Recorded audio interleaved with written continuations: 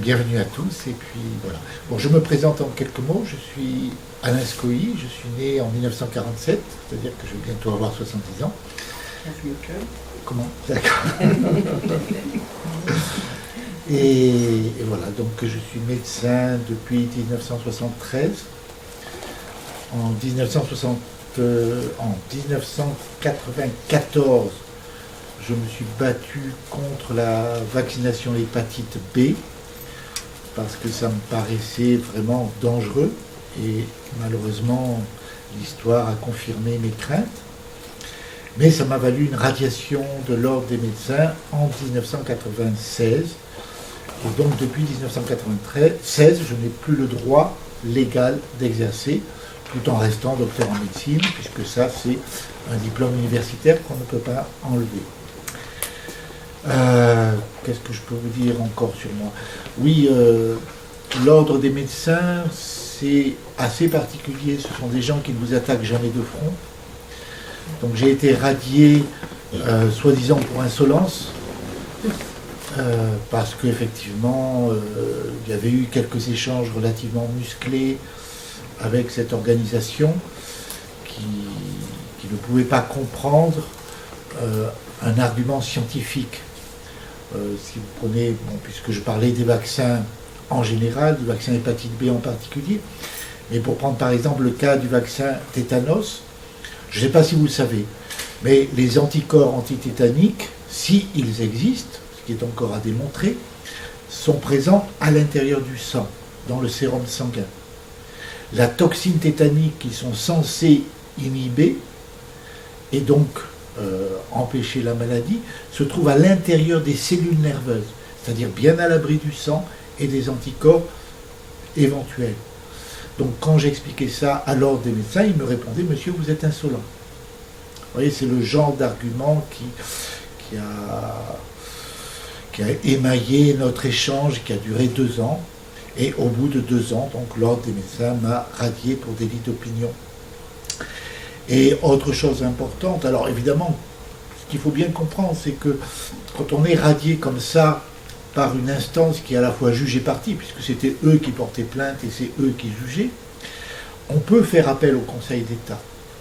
Mais pour ça, il faut des avocats, il faut des finances, et quand vous n'avez plus le métier, c'est pas forcément évident. Donc j'ai été obligé de laisser tomber et de ne pas aller devant le Conseil d'État ni devant la Cour européenne, faute de moyens. Mais le Conseil de l'ordre ne s'en est pas tenu là. Quelques années après, il y a eu un contrôle fiscal. Je n'avais plus aucun revenu, je n'avais plus de compte en banque. Mais c'est pas grave, on va vous redresser sur la base de vos revenus de médecin quand vous exerciez. Donc j'ai eu un droit à un redressement de 450 000 francs à l'époque, ce qui était quand même assez confortable. Et bon, j'ai rigolé sur le coup, parce que bon, de toute façon, je n'avais rien, et pour cause. Mais un jour, ils sont venus avec une contrainte par corps. C'est-à-dire, si vous ne payez pas, c'était un vendredi, si vous n'avez pas payé lundi, vous partez en prison pour 15 ou 20 ans. Voilà, donc j'ai ramassé quelques affaires, et nous sommes venus nous réfugier derrière la frontière espagnole. Donc nous travaillons actuellement avec mon épouse à Gouliana, qui est à 5 km de la Jonquera. Et nous avons fondé là-bas un institut que nous avons nommé l'Institut Paracels. Et nous travaillons par ailleurs avec M. Cédric Manu, qui est un historien et un chercheur extraordinaire, qui habite à Narbonne et qui est le président du CIRAB, qui est le Centre international de recherche Antoine Béchamp. Et donc je suis secrétaire, Brigitte est la trésorière du CIRAP. Voilà. Donc, nous sommes en interrelation très étroite avec ce monsieur. Et nous essayons aujourd'hui de réunir quelques fonds. C'est-à-dire il nous faudrait à peu près entre 20 et 100 000 euros à peu près. C'est quelques fonds, quand c'est pas rien, pour pouvoir acheter un microscope qui puisse permettre d'approfondir les recherches sur le microzyma dont je vais vous parler. Nous disposons pour le moment d'un microscope optique, mais le grossissement du microscope optique ne va guère au-delà de 1000, ce qui limite un petit peu la recherche par rapport à des corpuscules qui mesurent entre 40 et 60 nanomètres de diamètre, vous verrez tout à l'heure, c'est pas très gros.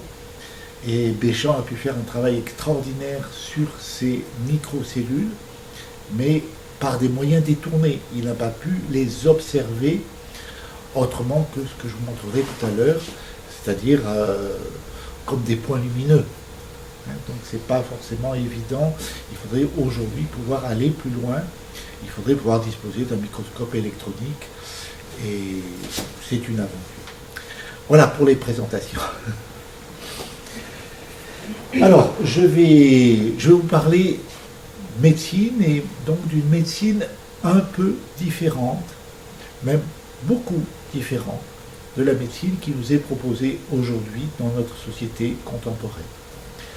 Vous savez que dans cette médecine officielle, nous travaillons toujours contre des virus, contre des bactéries, contre des cellules cancéreuses, contre des mutineries du système immunitaire qui donnent des maladies auto-immunes, soi-disant, etc., etc. Eh bien, ce que je vais vous proposer, c'est de faire une quête par rapport au sens de ces mal-être, de ces maladies. Vous voyez, encore très récemment, j'avais un mail d'une personne qui m'écrivait « J'ai la maladie de Lyme ». Voilà. Ça veut dire quoi, la maladie de Lyme?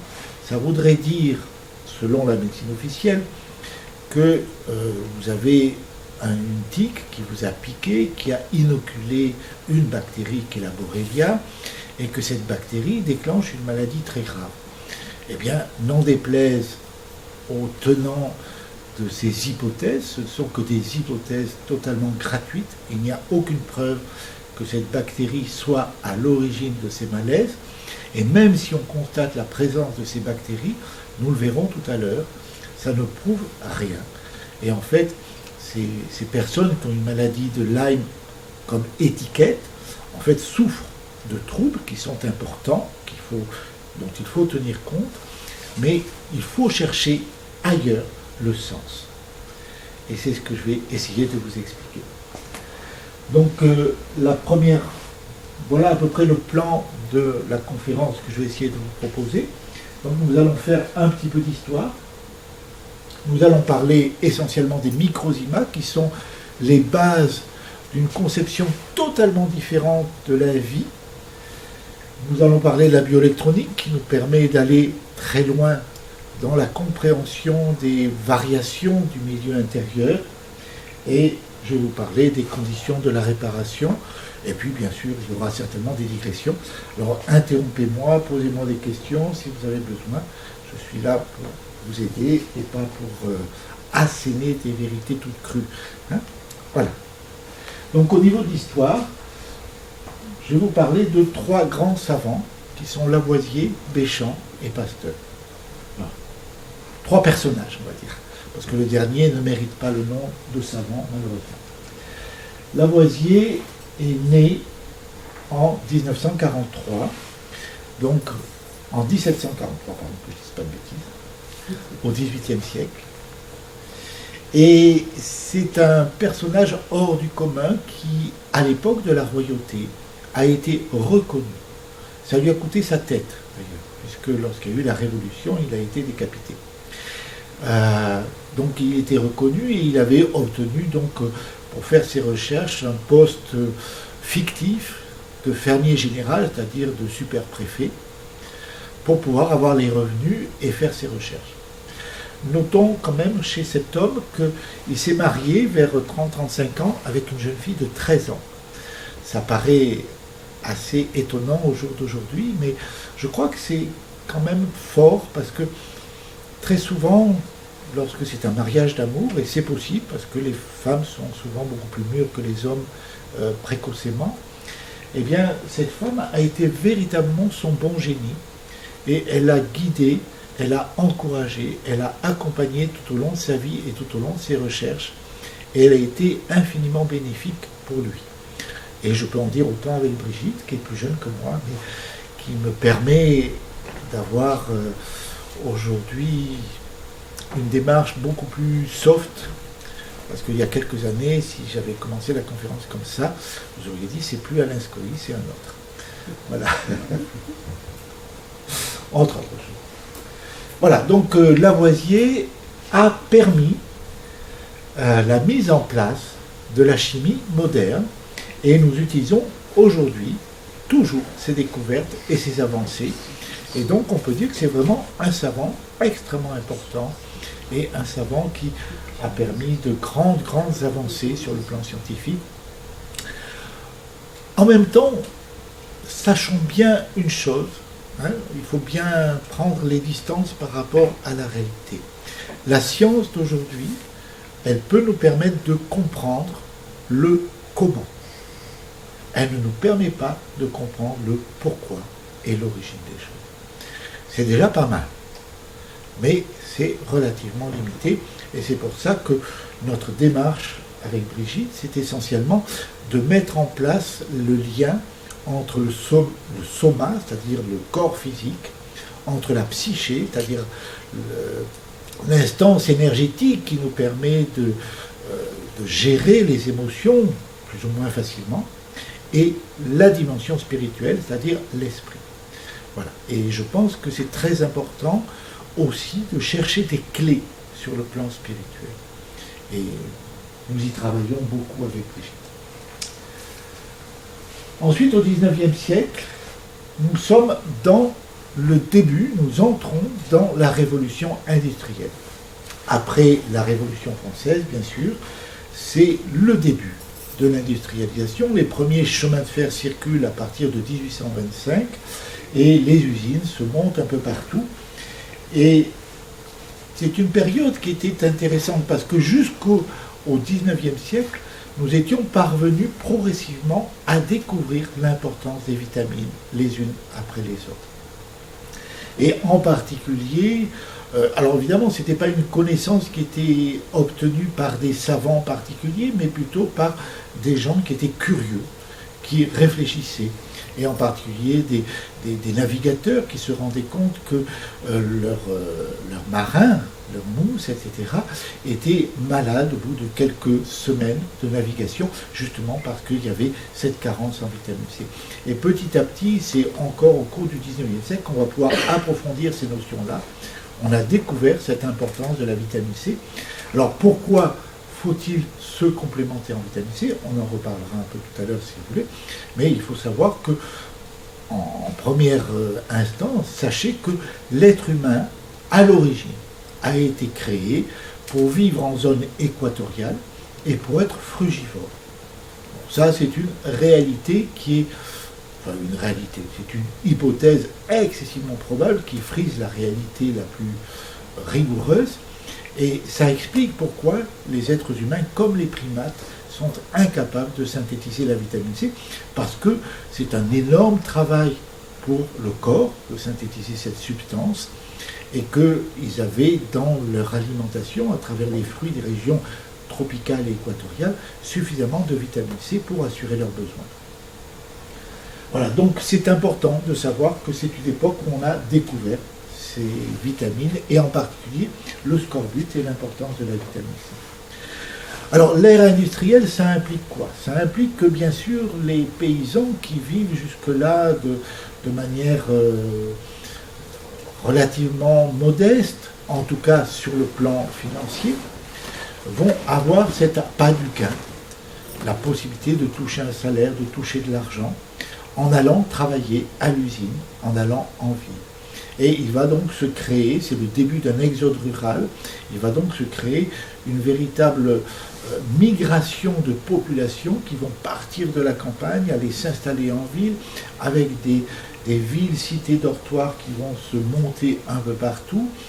Et puis bien sûr, à l'époque, on n'a pas encore de notion par rapport à la pollution, donc vous imaginez, dans ce monde du 19e siècle, ces cités qui se montent, ces usines qui se construisent, qui sortent comme des champignons un peu partout, cette pollution de plus en plus importante, et puis bien sûr les problèmes d'approvisionnement, de ces cités dortoirs qui s'amplifient progressivement, etc., etc. Donc très vite, il va y avoir beaucoup de malades, et bien sûr, on est à une époque où il faut arriver à démontrer que la maladie, il faut disculper quelque part les industriels, et c'est cette espèce d'énorme métamorphose de notre société, et donc il faut arriver à démontrer que la maladie ne vient pas de ce changement de société. Voilà. Donc, en plus, les scientifiques de l'époque espèrent, ils sont tellement fiers, ils espèrent qu'ils vont parvenir à démontrer que la création n'a pas besoin de Dieu. Hein.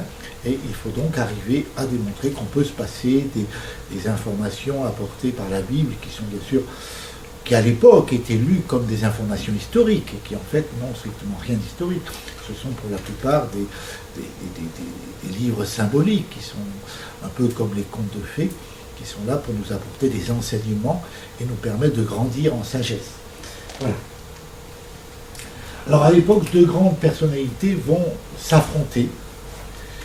Le professeur Pagès, en 1959, donc ça on est au XXe siècle, à Montpellier, a osé écrire au sujet de Béchamp: l'équité commande de placer cet homme au premier rang des biologistes de tous les temps. Et malheureusement, vous avez pu constater que très peu de gens connaissent seulement l'existence de ce savant. Et c'est bien dommage. En fait, l'histoire a mis en avant un autre personnage tout à fait particulier, qui est Louis Pasteur. Louis Pasteur, il est docteur ès sciences, agrégé de physique et de chimie, et par contre, il n'a strictement aucune compétence sur le plan de la biologie.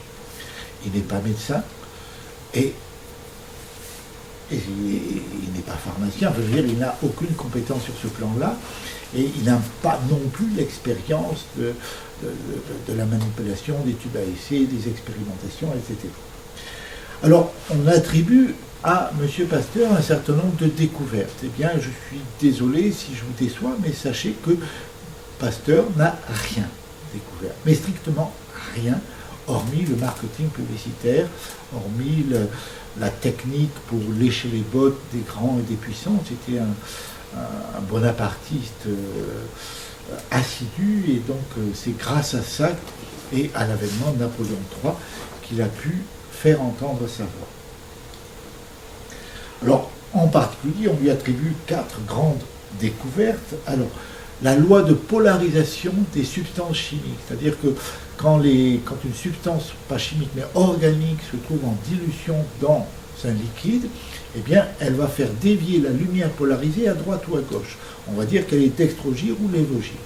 Et si elle ne dévie pas, c'est que c'est un mélange des deux, et à ce moment-là, on dit qu'elle est racémique. Eh bien, Pasteur s'est attribué cette découverte, mais malheureusement, ce n'est pas lui qui l'a trouvé, c'est un autre savant qui s'appelait Auguste Laurent. Et quand ce savant a voulu faire entendre sa voix et sa priorité sur cette découverte, eh bien, il n'a pas eu de chance, parce qu'il est mort à cette époque-là. On ne sait pas pourquoi il est mort, mais peut-être de vieillesse, mais je ne sais pas. On peut se demander si c'est pas un peu comme Claire Séverac, s'il n'y a pas eu des causalités extérieures qui seraient venues interférer pour la plus grande gloire de M. Pasteur. On ne sait pas. Voilà. On lui devrait la découverte de la pasteurisation, c'est-à-dire une technique qui consiste à chauffer les liquides organiques à 70 degrés pour permettre de les conserver un certain temps. Eh bien, ce n'est pas à lui qu'on la doit, c'est un monsieur Appert qui avait mis cette découverte au point, et on devrait parler d'apertisation, et certes pas de pasteurisation. On lui devrait la découverte des vaccins. Ben, désolé, il n'était pas né quand le premier vaccin est sorti, puisque le premier vaccin, c'est le vaccin de Sir Jenner contre la variole. Sir Jenner était un médecin anglais, et ça date de 1789. Après, les autres vaccins qu'on attribue à Pasteur, eh bien, c'est essentiellement des vaccins qui ont été mis au point par des médecins ou des vétérinaires qui travaillaient dans la mouvance de Pasteur, c'est-à-dire qui avaient leur laboratoire totalement indépendant, non loin de celui de M. Pasteur. Et M. Pasteur n'avait aucun scrupule à fracturer la porte du laboratoire de ses confrères pour aller piquer sur leur paillasse, leurs notes et reprendre leurs découvertes. Mais en fait, c'est au docteur Roux, au docteur Toussaint, au docteur Chamberland que nous devons la mise au point des principaux vaccins qui ont été attribués à Pasteur, en particulier le vaccin contre la rage ou le vaccin contre le charbon. On lui devrait la notion de contagion. Eh bien, là encore, ce n'est pas lui qui a découvert ça, c'est d'abord le tout premier, le docteur Semmelweis, et puis ensuite le professeur Béchamp qui a travaillé sur ces notions. Et là encore, Pasteur s'est contenté de recopier. Alors, on dit de Pasteur que c'était un travailleur infatigable. Oui, exact. C'était un travailleur infatigable. Mais quel était son travail pour l'essentiel? C'était de lire les comptes rendus des travaux de ses confrères et de se les approprier. Voilà, c'est tout à fait passionnant.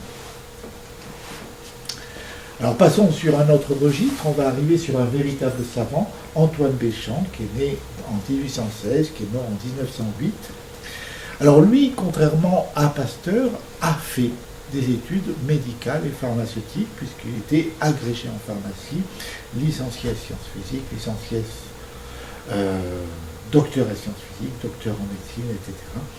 Et il a exercé des professions essentiellement, il a d'abord été aide-pharmacien à côté de Strasbourg, et puis il a travaillé comme professeur à l'école de chimie de Strasbourg, de pharmacie de chimie de Strasbourg, et puis il a été professeur à la faculté de médecine et de pharmacie de Montpellier, et puis il a été donc le doyen de la faculté libre, c'est-à-dire catholique de Lille à l'époque. Et tout en étant doyen et tout en assumant les fonctions de doyen et la création de cette faculté à Lille, il était en même temps professeur. Alors Béchamp était un véritable scientifique, c'était un chercheur acharné, et Béchamp ne se permettait pas de proposer une hypothèse gratuite sans l'avoir vérifiée. Alors, pour vous donner une toute petite comparaison, quand Pasteur faisait une expérience, il la faisait une seule fois. Si l'expérience allait dans son sens, tout allait bien, tout le monde était content. Si l'expérience n'allait pas dans son sens, c'est parce qu'elle avait été mal faite, mais ce n'est pas la peine de la refaire, de toute façon il a raison. Voilà le raisonnement de M. Pasteur. M. Béchamp, ce n'est pas tout à fait ça. Il refaisait ses expériences au moins 50 fois dans des conditions strictement identiques et 50 fois en variant les conditions d'expérience. Donc vous imaginez, pour chaque expérience, chacune pouvait durer plusieurs années de suite parce qu'il pouvait contrôler l'évolution de ses préparations sur plusieurs années. Vous imaginez son laboratoire, les tubes à essai étiquetés, numérotés, datés, avec toutes ces conclusions. Et c'est donc au bout de plusieurs mois et parfois plusieurs années de recherche qu'il se permettait de tirer des conclusions et d'en informer l'Académie des sciences de l'époque. Alors, sachez quand même, c'est important, sachez qu'il est, à l'époque, l'Académie des sciences, il n'y en avait qu'une. Et cette académie, elle recevait donc tous les travaux des chercheurs, sans en faire le tri, sans vérifier s'ils étaient valides ou non valides. Ça, c'était autre chose. Mais chaque fois qu'un chercheur avait fait une découverte, eh bien, il faisait un rapport, et il apportait ce rapport à l'Académie des sciences, et à l'entrée de l'Académie des sciences, il y avait un huissier qui notait l'heure, le jour, le mois, l'année, bien sûr, et le nombre de pages du rapport, le titre du rapport, etc. Donc nous savons de façon historique absolument certaine qui a fait telle découverte, qui a fait tel travaux. Voilà. Et tout ceci a été complètement mis sous le boisseau, là encore, au profit de M. Pasteur. Aujourd'hui, n'importe qui peut aller vérifier que M. Pasteur n'a rien découvert. C'est à la portée de n'importe qui. Et personne ne va vérifier. Et c'est bien regrettable. Alors, le professeur Béchamp, qu'est-ce qui nous a amené par son travail? Eh bien, c'est le premier, après Semmelweis, à avoir défini le processus de la contagion, en expliquant que cette contagion ne peut se faire que sur un milieu non organisé. Donc cette contagion ne peut se faire que sur un milieu non organisé, c'est-à-dire que si vous mettez un jus de fruits, un jus de légumes sur la paillasse d'une cuisine, eh bien, au bout de quelques temps, les germes qui sont transportés par les poussières de l'air, vont coloniser ce milieu, puisque c'est un milieu nutritif pour eux, puisqu'ils ont de l'oxygène, ils ont tout ce qu'il faut, et ils vont s'y développer. Voilà. C'est comme ça que la contagion est possible. Alors après, entre êtres organisés, la contagion n'est pas possible sur ce mode-là.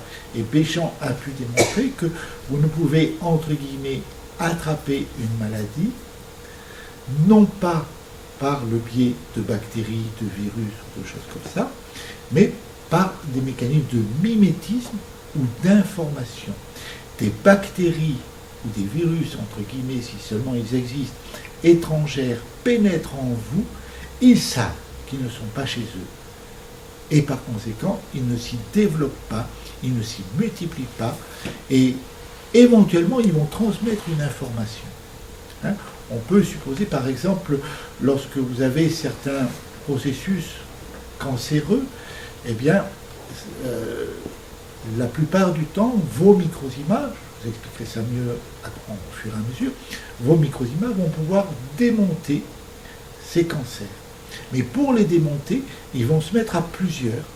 Ils vont donc, pour ce faire, construire des bacilles tuberculeux. Les bactéries sont des associations de microzymas qui s'agglutinent les uns aux autres pour avoir plus de force, pour faire certains travaux délicats. Voilà. Donc, voilà comment fonctionne la contagion. Des microzymas tuberculeux étrangers, des bacilles tuberculeux étrangers qui pénètrent dans votre corps, vont donner à vos microzymas une information sur le mode d'emploi, en quelque sorte. Mais ils ne vont jamais se développer dans votre corps, ils vont ensuite partir, de même que vous avez des amis qui viennent vous rendre visite et qui repartent, mais ils ont laissé cette information. Et votre corps va, à partir de là, pouvoir construire les bactéries nécessaires à votre guérison. Vous voyez, on est dans une manière de comprendre les choses complètement différente. Il peut aussi y avoir des maladies, des phénomènes de contagion par mimétisme. Hein, vous savez qu'un bon bailleur est capable de faire bailler au moins 20 personnes. Voilà. Alors ça, c'est un mécanisme de mimétisme, et c'est probablement comme ça qu'on peut expliquer les épidémies de rougeole, les épidémies de varicelle qu'on trouve dans les écoles, hein, puisque chacune de ces épidémies a un sens, c'est un processus initiatique. La rougeole, par exemple, c'est le deuil du sevrage de maman. La varicelle, c'est le deuil du milieu liquide intra-utérin, ainsi de suite. Donc chaque maladie a un sens profond.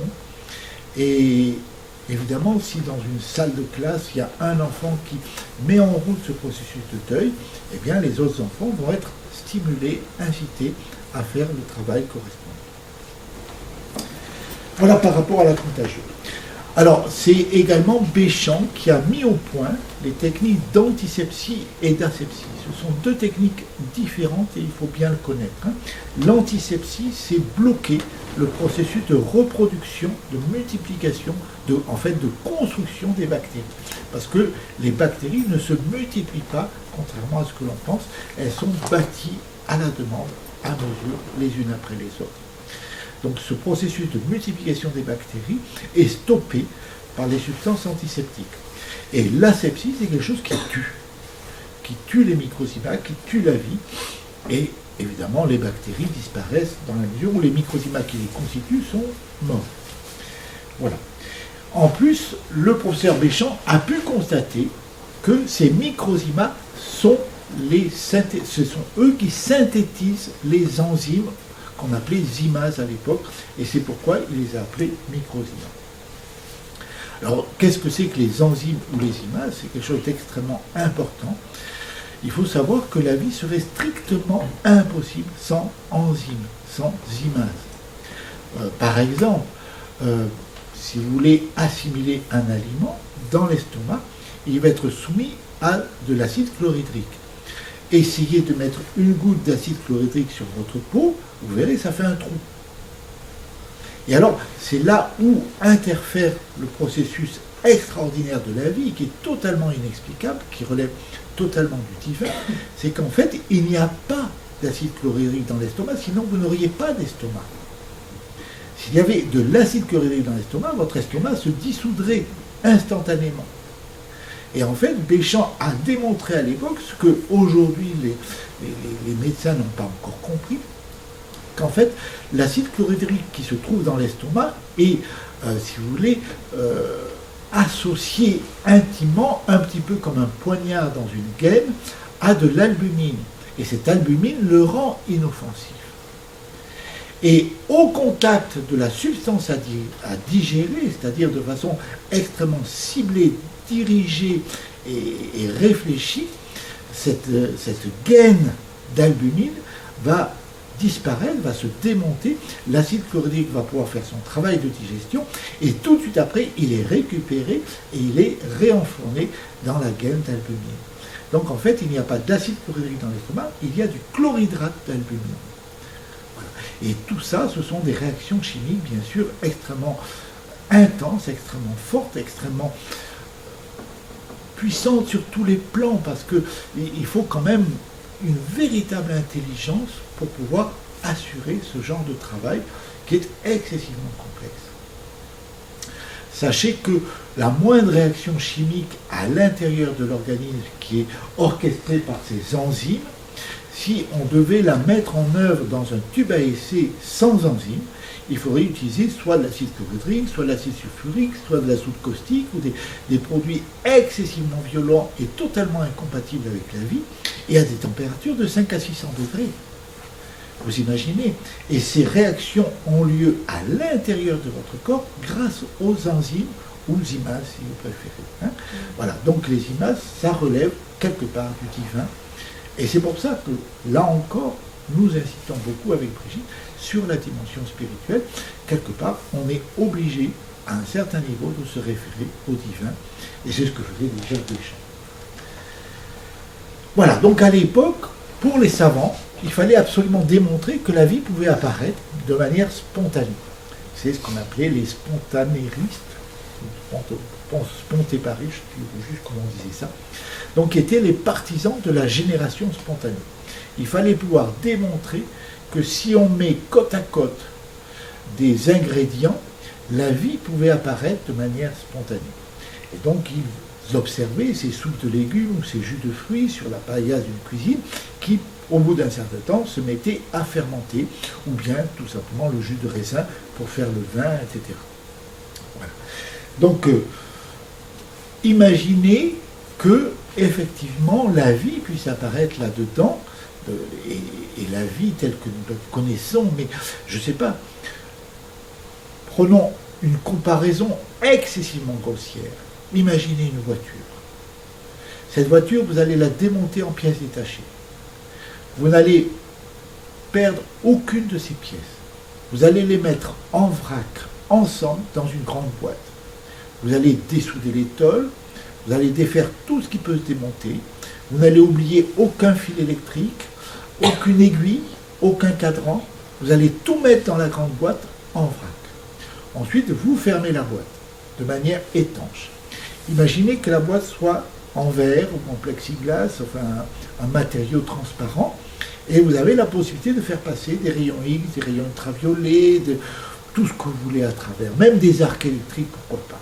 Hein. Vous avez le droit, imaginez que vous êtes Popeye, vous avez le droit de secouer la boîte autant de milliards de fois que vous voulez, dans tous les sens que vous voulez.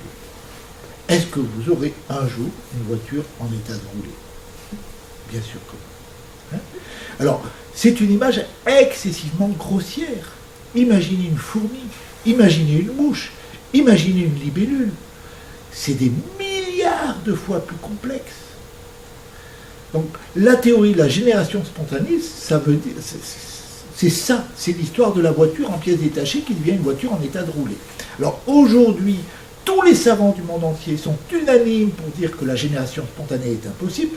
Même Pasteur a retourné sa veste au bout d'un certain temps, mais il continue à fonctionner sur la théorie de Darwin, et la théorie de Darwin, ça sous-entend la génération spontanée. Donc on est dans une société qui marche la tête à l'envers. Hein? C'est incroyable. Voilà. Alors le travail de Béchamp, ça a été justement de démontrer que ces fermentations qui avaient lieu dans ces soupes de légumes ou dans ce jus de raisin qui donnait le vin, eh bien ces fermentations ne provenaient pas par un mécanisme de génération spontanée. Et il a pu très rapidement, en observant ces liquides fermentés, découvrir à l'intérieur une microcellule. Et il a très rapidement également découvert que ce sont ces microcellules qui synthétisent les fameuses enzymes ou zymases. Et c'est pour ça qu'il les a appelées microzymes. Voilà. Et il a pu démontrer avec un travail absolument considérable. Je pense qu'il a quand même été marié, il a eu 4 enfants, mais je peux vous dire qu'il n'en a guère profité parce que c'était un travailleur acharné, passionné, et il n'y avait rien d'autre que le travail qui l'intéressait presque, à la limite. Donc il a quand même permis d'avancer de façon considérable dans cette découverte du fonctionnement du vivant. Et il a pu démontrer donc que ce sont ces microzymas qui non seulement synthétisent les zymases ou enzymes, mais ce sont ces microzymas qui bâtissent les bactéries et les microbes. Ce sont ces microzymas qu'on prend aujourd'hui pour des virus la plupart du temps. Et ce sont ces microzymas qui bâtissent les cellules, qui construisent la trame de notre tissu conjonctif qui est notre squelette microscopique, qui bâtissent à l'intérieur de cette trame les cellules, qui organisent absolument toute la structure du corps humain avec les vaisseaux sanguins, les nerfs, les ligaments, les tendons, les os, etc. Et tout ça est absolument extraordinaire. Et on dit souvent que la cellule est le siège d'une respiration et de combustion qui explique la température de votre corps. Eh bien, ce n'est pas vrai. Ce n'est pas la cellule qui en est le siège, c'est le microzyma. Et la cellule étant constituée de microzyma, bien sûr, on peut dire aussi qu'il y a des combustions dans la cellule, mais à l'intérieur des microzymas qui la constituent. Voilà. Donc, je vous disais tout à l'heure, le travail de Béchamp est colossal. Il ne s'est jamais permis de donner une conclusion sans l'avoir dûment vérifiée. Alors, bien sûr, entre M. Pasteur et M. Béchamp, il y a eu assez rapidement des accords. Ce désaccord a pris forme en 1856 et il a été à son apogée en 1881 lors d'un congrès, je crois que c'était à Londres, un congrès à Londres des scientifiques de l'époque, où M. Pasteur passe le premier à la tribune et il déclare tout de suite, avant même d'aller plus loin, que Béchamp a passé sa vie à le plagier, à le recopier. Ce qui, bien sûr, est exactement l'inverse. Béchamp, qui était dans la salle, qui devait parler après lui, se lève pour aller réfuter les accusations de Pasteur, et Pasteur se retire en disant qu'il ne perdra pas une minute de sa vie à discuter avec un homme aussi lamentable que M. Béchamp. Voilà, c'est comme ça qu'on arrange l'histoire dans notre société humaine. Alors, le débat entre Pasteur et Béchamp. Béchamp a écrit un bouquin qui a plus de 1000 pages pour expliquer toutes ses découvertes et toutes ses avancées. Le problème, c'est que ces 1000 pages contiennent à peu près 900 pages de débat entre lui et Pasteur, de disputes sur des histoires de primauté, de priorité par rapport à telle découverte, etc. C'est déjà, le travail de Béchamp est extrêmement complexe, extrêmement puissant sur le plan scientifique, mais si en plus il faut se payer tous ces débats, toutes ces discussions qui aujourd'hui, c'est pas qu'elles sont pas importantes, mais aujourd'hui, quelque part, l'important c'est de savoir ce que Béchamp a découvert et non pas ces discussions. Donc j'en ai fait un résumé que vous avez là-bas. Alors je vais vous raconter quand même un des épisodes, un parmi bien d'autres, que vous pouvez d'ailleurs trouver facilement sur Internet, qui est l'histoire de la pébrine, de la flacherie. La pébrine est une maladie du ver à soie. À l'époque, l'industrie du ver à soie et de la soie est une industrie très importante pour la France, c'est une de ses grandes richesses. Et une maladie nouvelle vient attaquer les élevages de ver à soie, entre guillemets, attaquer, entre guillemets, bien sûr, les élevages de ver à soie, dans le Languedoc en particulier. Et c'est évidemment extrêmement dommageable puisque les vers à soie meurent et que évidemment la production de soie va péricliter très rapidement. Donc à l'époque, on est sous le règne de Napoléon III. Napoléon III a un ministre de l'Agriculture qui va mandater M. Pasteur pour résoudre le problème et débarrasser les éleveurs de cette maladie terrible. Donc M. Pasteur est missionné, mandaté, rémunéré très largement, et il débarque l'été 1865 à Alès, où les paysans mettent gratuitement à sa disposition une ferme fortifiée dans une petite vallée tranquille à quelques kilomètres d'Alès, pour qu'il puisse travailler en paix et tranquillement sur cette problématique. Pendant 4 mois, les paysans vont se mettre en 4 pour lui rendre la vie agréable, lui faire des petits plats, faire les domestiques, faire tout ce qu'on peut pour le grand Pasteur qui va les débarrasser de ce fléau.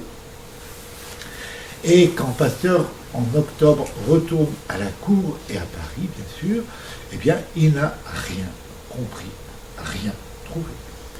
Dans le même temps, Béchamp, qui est à Montpellier, c'est-à-dire pas très loin d'Alès, va s'intéresser à la question et très vite, il remarque à l'intérieur du corps des vers à soie des petits corpuscules qui sont inhabituels et anormaux, et il va proposer l'hypothèse qu'il s'agit d'une maladie parasitaire. Voilà. L'année suivante, Pasteur revient à la charge. Il n'était pas question pour Pasteur de passer l'année loin de la cour, hein, ça c'était pas possible. C'était son activité principale, hein, en particulier dans les jupons d'impératrice, il était très fort pour ce genre de choses. Voilà. Donc pendant l'année, il était à Paris et il revient donc en juin de l'année 1866, mais cette fois-ci, pas fou, il amène avec lui des collaborateurs dûment éprouvés et qui connaissent un peu mieux le métier que lui. Et grâce à eux, il annonce au mois d'octobre qu'il y a dans le corps des vers à soie des corpuscules anormaux, ce que Béchamp avait trouvé un an auparavant. Et quand on dit à M. Pasteur, mais M. Béchamp pense qu'il s'agit d'un parasite, ah non, c'est une erreur bien sûr, les corpuscules viennent du corps même des vers à soie, c'est pas une maladie extérieure et contagieuse. Voilà. Béchamp avait quand même proposé tout de suite une parade à cette maladie qui était de diffuser des vapeurs de créosol, c'est-à-dire d'un léger antiseptique, dans les élevages pour les mettre à l'abri de ce fléau. Et ça fonctionnait très bien, il suffisait de faire bouillir un peu d'eau à l'intérieur des magnaneries où on faisait l'élevage des vers à soie, et de mettre un petit peu de créosote ou d'éther ou n'importe quel antiseptique léger, et ça fonctionnait, la maladie disparaissait et on évitait la catastrophe. Donc cette année 66, Béchamp avait affiné son analyse et démontré qu'il s'agissait d'une petite spore végétale transportée par l'air.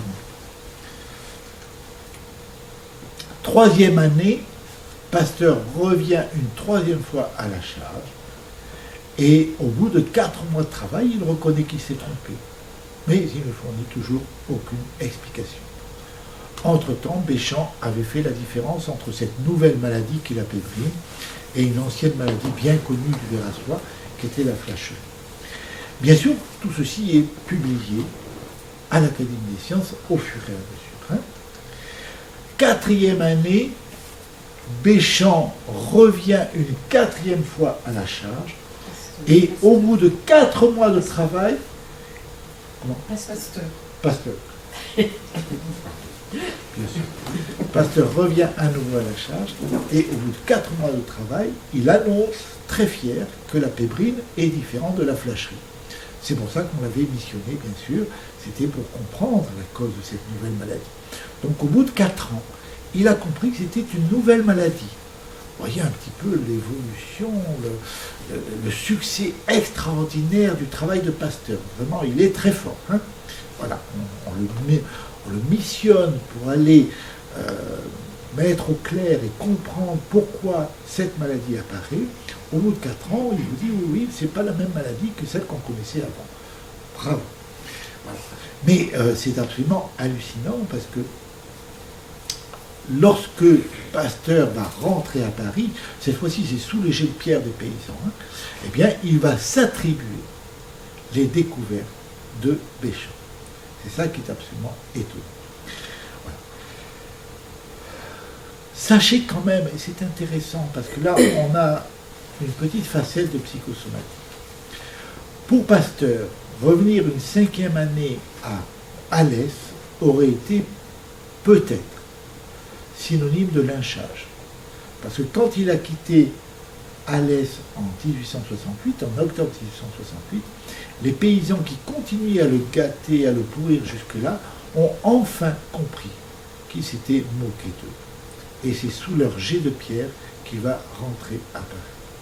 Et par conséquent, pour Pasteur, il n'est pas question de retourner une 5e année à Alès. Donc il est dans ce qu'on appelle en psychosomatique un conflit de déplacement. Et sachez-le, pour votre cerveau, un conflit de déplacement, ça veut dire qu'il doit ne plus pouvoir marcher. La seule solution, c'est d'arrêter de marcher. On ne connaît pas, le cerveau ne connaît pas les diligences, il ne connaît pas le train, il ne connaît pas la voiture, il ne connaît pas l'avion. Pour le cerveau, le déplacement, c'est la marche à pied. Par conséquent, sachez-le, c'est un très bel exemple. Donc il fait un AVC, il se paralyse tout le côté gauche, et c'est un très très très bon exemple de psychosomatique. Chaque fois qu'une personne fait un AVC et se retrouve paralysée, chaque fois qu'une personne fait une sclérose en plaques, c'est qu'il y a un conflit de déplacement. Et cherchez le conflit de déplacement, vous le trouverez systématiquement. Il n'y a pas d'AVC, il n'y a pas de paralysie sans conflit de déplacement. C'est une petite parenthèse. Hein. Voilà, donc il nous fait une petite illustration qui nous avance. Voilà, sitôt à Paris, Pasteur s'attribue le mérite et les découvertes de Béchamp à grands cris, avec beaucoup de toupet, de culot. Et bien évidemment, comme Béchamp n'est pas à la cour, il ne va pas défendre sa priorité, il ne va pas pouvoir se défendre face à ce plagiat infâme de M. Pasteur. Et peut-être heureusement, parce que vous savez qu'aujourd'hui, quand on est dérangeant comme ça, eh bien, on est facilement éliminé. Hein. Bah, aujourd'hui, c'est toujours vrai, et c'était déjà certainement vrai à l'époque. Alors à l'époque, Béchamp, pour lui, c'est vraiment une affaire complètement secondaire. Ce qui comptait pour lui, c'est de comprendre, d'avancer dans ses recherches, et par conséquent, il ne dit rien et il laisse passer la pilule. Il digère la pilule. Voilà. Quelque part, c'est pareil tout au long de ces années où Béchamp et Pasteur se sont affrontés, et pour tous les problèmes qu'ils ont affrontés, que ce soit les vaccins, que ce soit la pébrine, que ce soit n'importe quoi, ça a toujours été la même chose. C'est Béchamp qui fait le travail et Pasteur qui s'attribue les résultats de Béchamp. La seule chose que Béchamp n'a pas laissé passer, c'est ses découvertes sur les microzymas. Et c'est peut-être pour ça que Pasteur n'en a pas tenu compte, il les a mis sous silence et il a interdit à ses collaborateurs d'en parler ou de seulement les observer. Parce que, sachez-le, on ne peut les voir au microscope sur fond classique, sur fond blanc, qu'à partir d'un grossissement de 700, même 750. Hein, sur fond noir, on peut les voir dès 500, mais sur fond blanc, sur fond clair, il faut au moins un grossissement de 700 ou 750 pour les voir. Eh bien, Pasteur interdisait à ses collaborateurs de dépasser le grossissement de 400. Comme ça, on était sûr de ne pas les voir. Voilà. Alors, sachez-le aussi, c'est important, le travail de Béchamp, et ce que je vais vous expliquer aujourd'hui, ce soir, est d'une telle profondeur et d'une telle puissance que c'est pas forcément facile à digérer. Vous voyez, si je vous passe aujourd'hui un film de Goldorak, avec les bons robots et les méchants robots qui se battent entre eux, ça va, tout le monde peut comprendre. Et même un enfant de 5 ans est capable de suivre l'histoire. Mais vous allez le voir, la profondeur, la largeur, la puissance du travail de Béchamp autour des Microzima, c'est quand même sacrément plus complexe. Alors, Béchamp a fini quand même par prendre la parole et par dire ces 4 vérités au monde, mais bien sûr, à l'époque, ça n'a pas été entendu ni lu, lorsqu'il a démissionné de son poste de doyen à la faculté de Lille. Et c'est là qu'il écrit « On enseigne l'erreur radicale. On trompe sciemment. » Et Pasteur savait parfaitement que sa théorie du microbe à l'origine des maladies était parfaitement erronée. Ce n'était qu'une hypothèse qui n'a jamais été vérifiée ou démontrée. Mais bien évidemment, Pasteur a bénéficié aussi de façon outrageuse du fait que, quelque part, il fallait disculper les industriels, la pollution, l'industrialisation de l'époque. Alors, les découvertes de Béchamp sur les Microzima permettent aujourd'hui de mieux comprendre et de mieux accompagner les processus de maladie ou de pathologie. Et ça, c'est absolument remarquable. Et quelque part, ce sont des bases scientifiques qui sont incontournables. Et si nous voulons un jour que la médecine change, il faudra qu'elle accepte de se pencher sur cette question-là. Sinon, on n'en sortira jamais.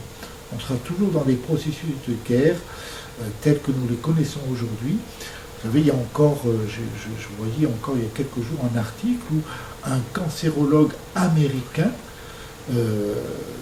a écrit, il était vraiment très en colère, a écrit en disant, en fait, les cancéreux ne meurent pas du cancer, ils meurent de la chimiothérapie et des traitements qui sont appliqués au cancer. Et il dit, et il donne un chiffre, il dit 95% au moins des cancéreux meurent du traitement appliqué pour leur cancer. Et ils ne meurent pas de leur cancer. Vous voyez, c'est quand même extrêmement grave, extrêmement profond comme histoire. Quelque part, Pasteur nous a mis dans un système à la Goldorak, un système de guerre, où vous avez des méchants microbes, des méchants virus, des méchants cellules cancéreuses. Et vous n'avez pour y résister qu'un petit système immunitaire qui serait évidemment très, très vite dépassé par des agresseurs qui deviennent de plus en plus résistants, de plus en plus forts, etc. etc. Et Béchamp affirme dès l'époque, c'est-à-dire dès le 19e siècle, il affirme en fait le microbisme, toute la théorie officielle de cette guerre entre la bonne vie et la mauvaise vie, eh bien, c'est un mythe terrifiant, absolument erroné. Et ça va plus loin. C'est quelque chose qui fait passer le Créateur pour un abruti et un sadique. Parce que vous le vouliez ou non, quand vous regardez la splendeur d'un être humain, et que vous regardez un petit virus et une petite bactérie à côté, quand vous imaginez qu'il y a un concept, un concepteur, un créateur à l'origine de la splendeur d'un être humain, et que ce concepteur fabriquerait en même temps des méchants virus ou des méchantes bactéries pour sadiquer sa création, pour la détruire, pourquoi? Pour quel bénéfice? Puisque de toute façon, après votre mort, les cellules cancéreuses soi-disant immortelles vont disparaître, elles vont bien mourir.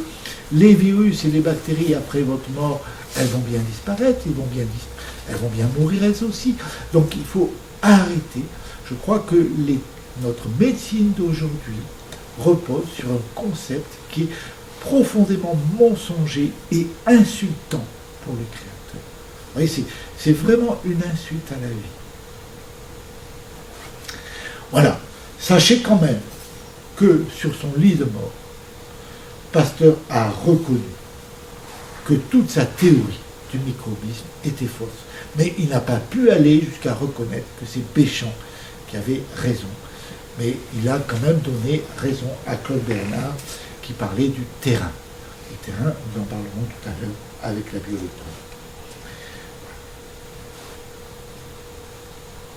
Donc là, vous avez les sources de cette histoire-là. Je ne sais pas si vous arrivez à les lire, hein, mais c'est quelque chose qui a été officiel, hein, qui n'est pas du tout autre chose. Voilà, après cette page historique, si vous voulez, nous allons passer à la découverte des microzymas. Et donc, je vous l'ai dit, les microzymas, c'est quelque chose d'extrêmement compliqué, d'extrêmement complexe. C'est vraiment les rouages les plus profonds de la vie. Et je vais vous en parler abondamment. Mais sachez quand même que Hippocrate, déjà de son temps, parlait des microzymas sans le savoir, sans les baptiser sous ce nom-là, et il disait, dans l'intérieur du corps existe un agent inconnu qui travaille pour le tout et pour les parties, qui est à la fois un et multiple. Et on retrouve avec les microzymas dans un corps organisé, comme un corps d'être humain, comme un corps d'animal, peu importe, on retrouve le système de la fourmilière, ou le système de la ruche. La ruche est un tout, ou la fourmilière est un tout, est un individu quelque part, et chaque fourmi est un élément du tout qui travaille pour le tout et pour les parties. C'est exactement pareil dans notre corps, sauf que ce ne sont pas des abeilles, des fourmis, ce sont des microzymas qui sont là. Alors je vais vous proposer un petit conte de fées pour vous permettre de le comprendre. Un petit conte de fées qui a été illustré par René Biquel, que vous connaissez sans doute, qui est un extraordinaire dessinateur. Voilà. On pourrait, alors évidemment, on se situe à l'échelle ultra microscopique, puisqu'on se situe entre 40 et 60 nanomètres de diamètre, vous voyez, c'est la taille du virus à peu près. Hein. Voilà. On pourrait comparer les microzymas à des petits bonhommes, tout ronds, hein, puisque a priori, d'après ce que nous sachons aujourd'hui, ils sont sphériques. Et bien sûr, comme tout ce qui est vivant, l'eau est le principal composant. Il y a bien sûr, vous le savez, dans un corps d'adulte, 70% d'eau, dans un corps de bébé, 90% d'eau, dans un corps de vieillard, encore 65% d'eau. Hein. Alors, ils sont constitués d'eau. On a pu découvrir ces dernières années, grâce au microscope électronique en particulier, qu'il y a au cœur de chaque microzyma un cristal de silicium. Et ça, c'est quelque chose de tout à fait passionnant, parce qu'on sait qu'avec un cristal de silicium, on peut lire et stocker des milliards d'informations. Hein, vous connaissez aujourd'hui ces clés USB d'ordinateurs qui sont microscopiques et qui sont capables de stocker des quantité invraisemblable d'informations. Eh bien, c'est la même chose au niveau de chaque microzyma. Chaque microzyma, quelque part, c'est comme une clé USB d'ordinateur, c'est capable de stocker ou de lire des milliards et des milliards d'informations. On en reparlera, mais les microzymas ont besoin, pour pouvoir travailler, de vitamine C. Pourquoi ils ont besoin de vitamine C? Parce que la vitamine C, c'est un petit peu comme l'aération indispensable dans un lieu dans un endroit clos où ont lieu des combustions. Hein, imaginez qu'on allume un grand feu de bois ici au milieu de la pièce. S'il n'y a pas un système d'aération, une cheminée avec éventuellement une soufflerie pour récupérer les fumées, au bout de quelques minutes, on ne pourrait plus se voir, on ne pourrait plus s'entendre. Donc les microzymas ont impérativement besoin de vitamine C qui leur permet d'y voir clair et de bien faire leur travail. Alors comment ils communiquent entre eux après, ce sont des mythes, hein, chacun peut l'interpréter, on ne sait pas. On sait que les fourmis communiquent par mode chimique, mais on ne sait pas tout, on a encore beaucoup à découvrir, même pour les fourmis. Alors bien sûr, les microzymas ne sont jamais dans un processus de guerre. Donc ils sont dans la tolérance et dans la notion de complémentarité. Ils vont se spécialiser.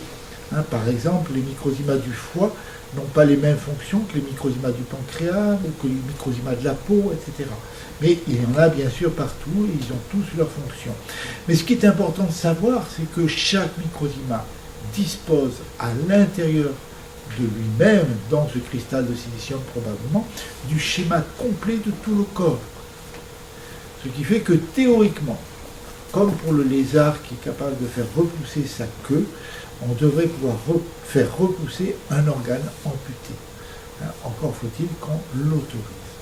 Mais c'est par notre manque de foi, souvent, qu'on ne se l'autorise pas et qu'on bloque le processus.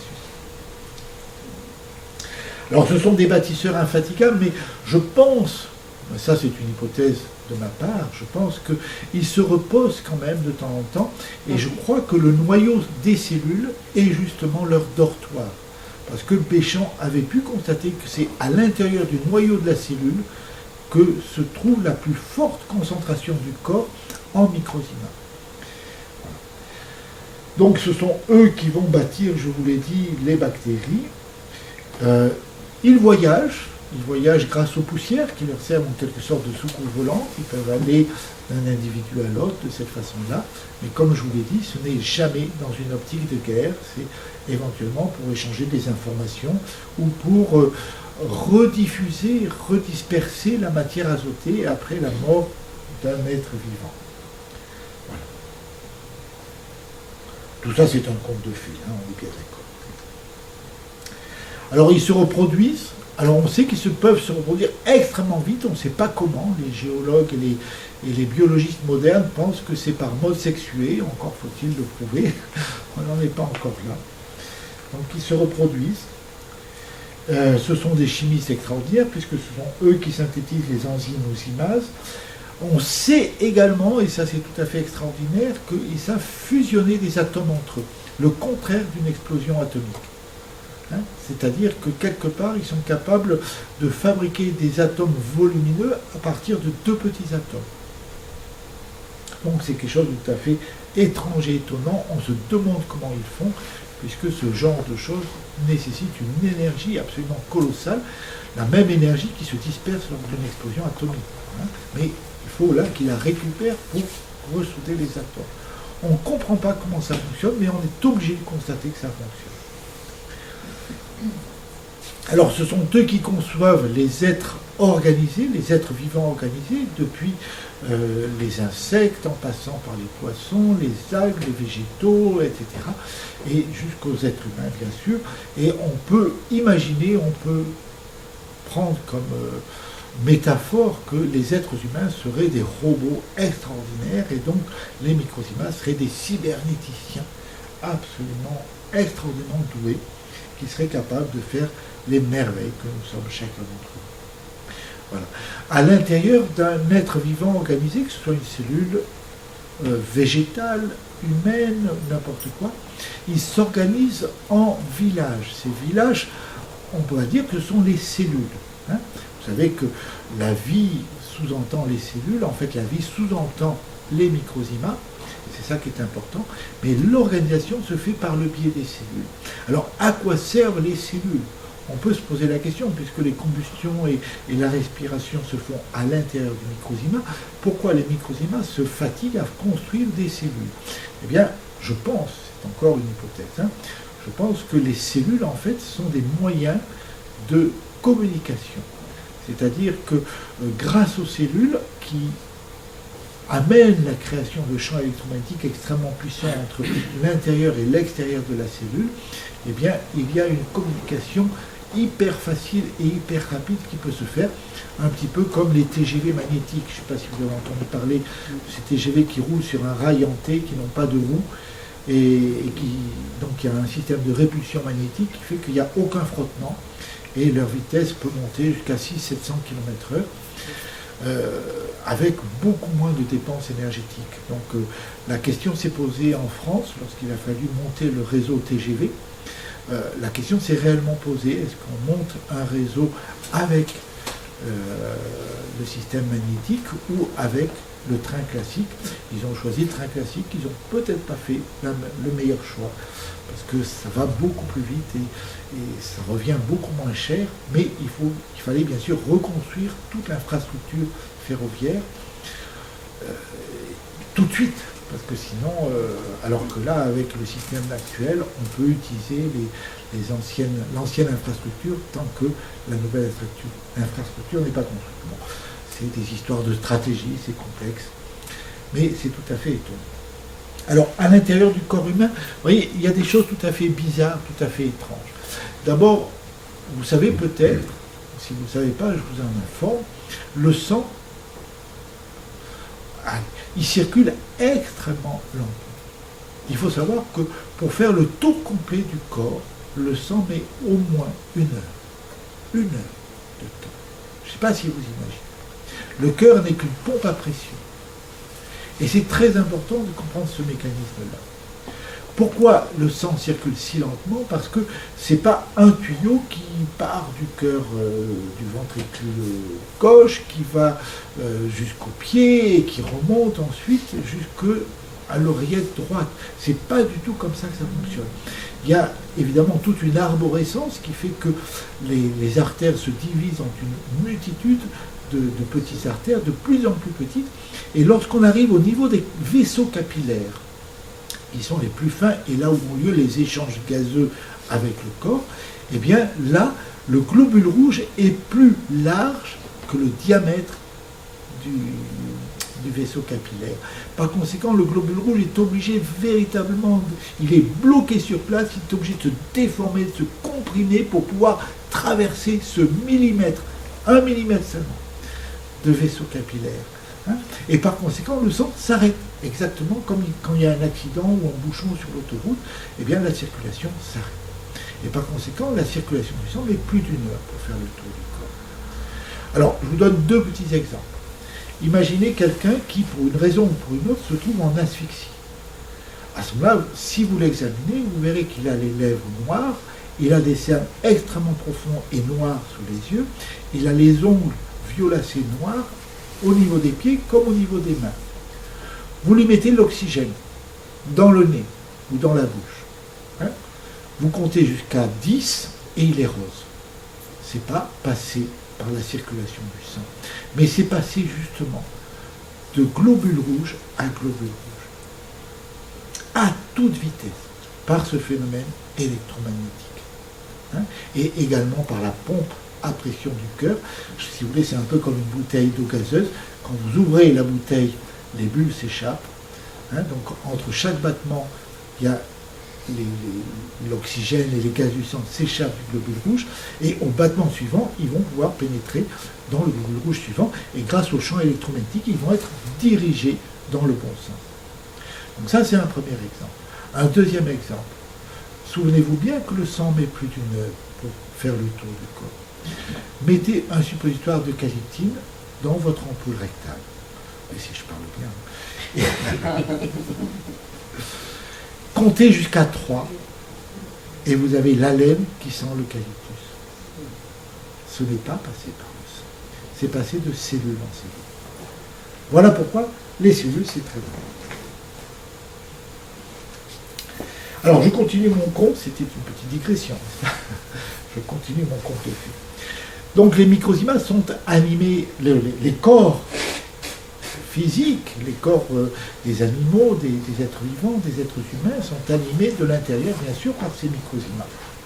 Ça c'est clair, et chaque fois qu'il y a un problème de santé ou n'importe quoi, ce sont les mêmes microzymas qui vont être missionnés pour réparer les dégâts. Et en particulier pour ça, certaines choses, certaines excroissances, certaines tumeurs sont trop volumineuses pour que les microzymas puissent les démonter comme ça. Il leur faut des outils, des machines-outils un peu sophistiquées, et ça va être les bactéries et les microbes, qui sont plus ou moins sophistiqués, plus ou moins constitués soit que de microzymas, soit de protéines et d'assemblages complexes comme les êtres vivants et de microzymas. Et bien sûr, il y a des microzymas qui sont chargés en permanence de l'entretien et de la réparation du corps. Alors ça, on en reparlera peut-être un peu tout à l'heure, mais sachez quand même, c'est important de savoir que normalement, pour un individu adulte normal, on travaille dans la journée. Ce travail entraîne bien sûr des désordres, un petit peu comme une usure à l'intérieur du corps, et pendant la nuit, grâce aux nutriments ingérés au cours du souper, les microzymas, pendant votre repos, vont pouvoir réparer et tout remettre en ordre. Voilà. Donc ceci vous présente, alors c'est un conte de fées bien sûr, mais ça vous donne en clair comment fonctionnent les microzymas. Ça vous explique en clair comment ils fonctionnent. Voilà.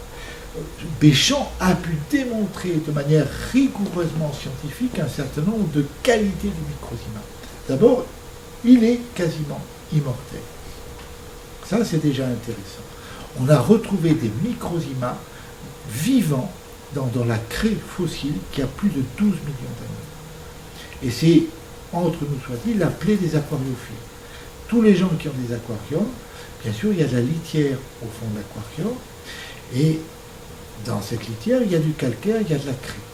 Eh bien, les microzymas du calcaire ou de la craie, qui sont des coquillages qui s'étaient entassés au fond des mers il y a quelques milliards d'années, eh bien, les microzymas qui sont dans ce calcaire, à partir du moment où ils se retrouvent dans des conditions de vie adéquates, avec de l'humidité, avec la température, avec la lumière, avec des nutriments, ils vont se réactiver et ils vont construire des coquillages.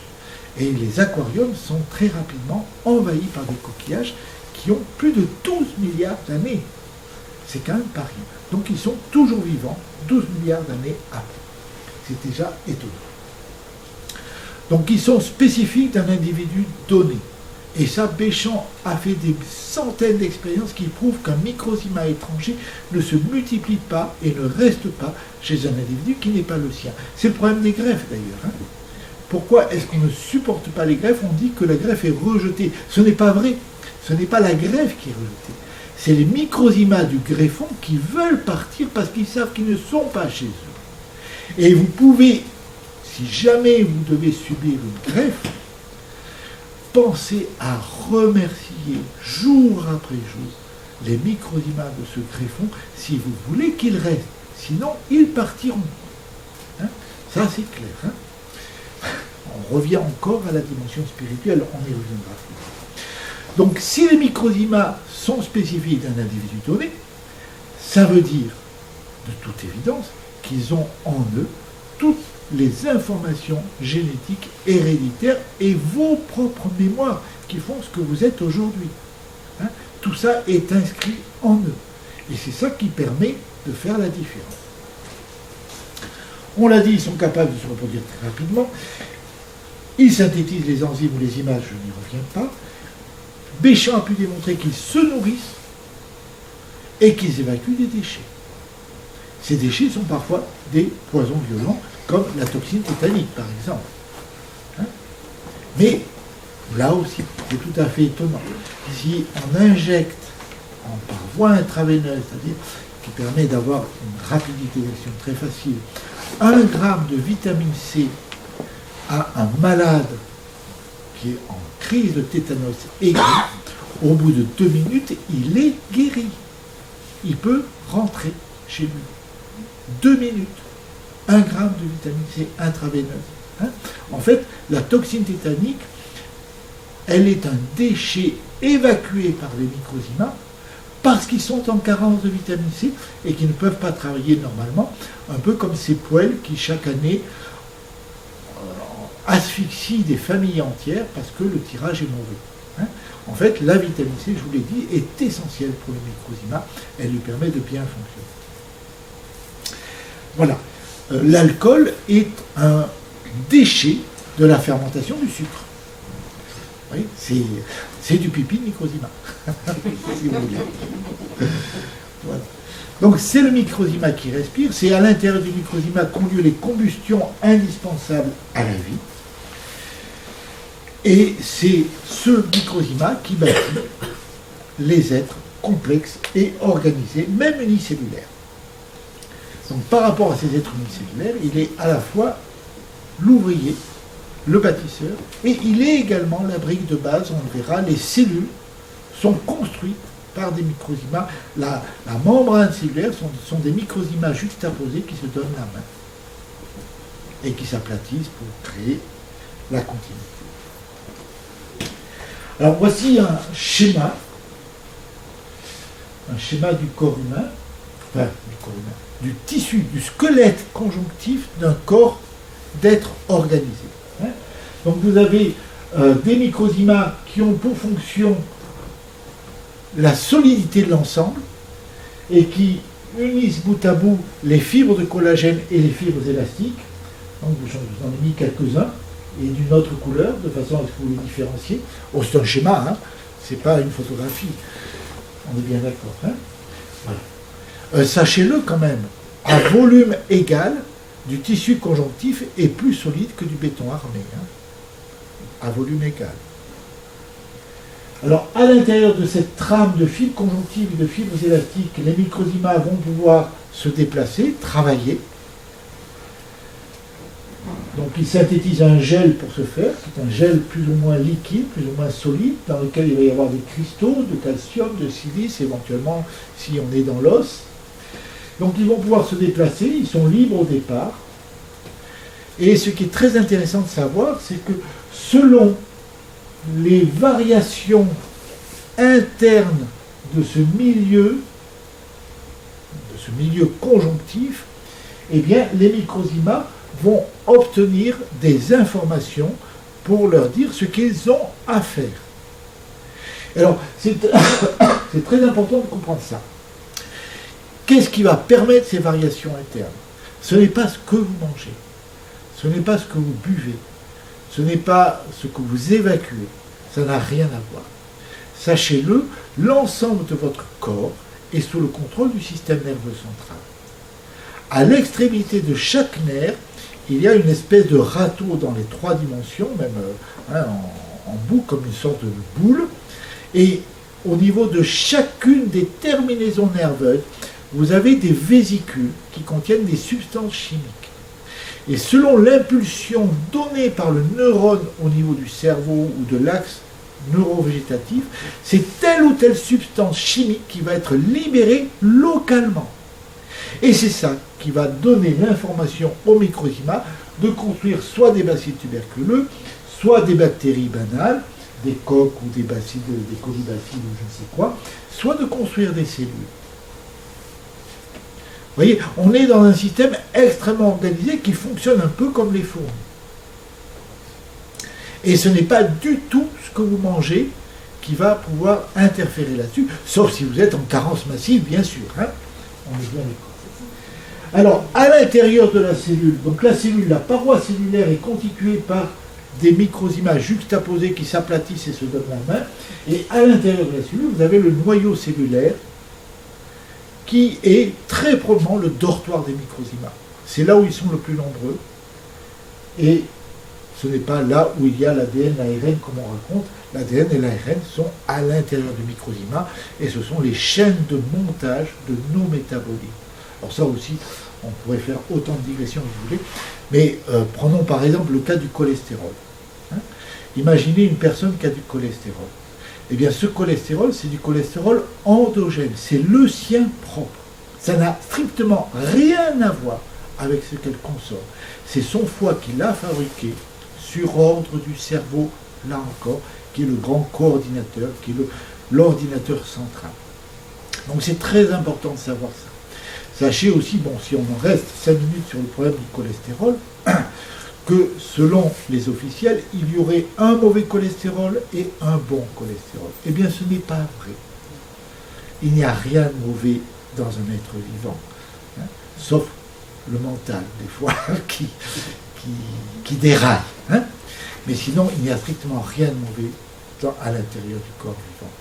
Donc, celui qui est considéré comme le bon cholestérol par les officiels, c'est le cholestérol qui sert à construire les hormones. Et celui qui est le soi-disant mauvais cholestérol, c'est le cholestérol qui sert à faire les pansements des artères lorsqu'elles ont des lésions.